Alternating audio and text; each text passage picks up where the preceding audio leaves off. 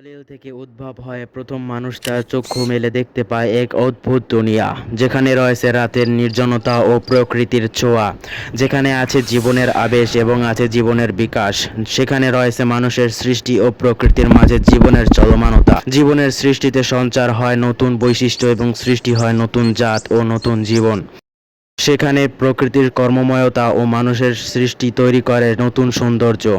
যেখানে মানুষ বাস করে প্রকৃতির অন্তরালে, যেখানে এক হয়ে যায় মানুষ ও প্রকৃতি। মানুষের কল্পনায় আসে নানা বিষয়। মানুষ কল্পনা করে মেঘের রাজ্য, কল্পনা করে সলিল তলে বাস এবং কল্পনা করে মহাজাগতিক ভ্রমণ। মানুষ আশা করে অবাস্তব জগতের পথকে ও দুনিয়ার ভ্রমণকে।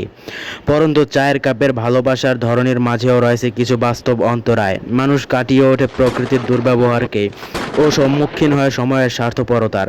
মানুষ হারিয়ে ফেলে নিজ স্মৃতির কর্মফলকে ও অস্তিত্বের ভালোবাসাকে।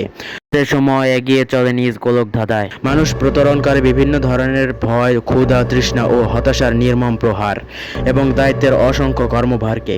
এভাবেই সময় কাটতে থাকে এবং এক পর্যায়ে সমাপ্ত হয় মানুষের জীবনের প্রাণান্ত।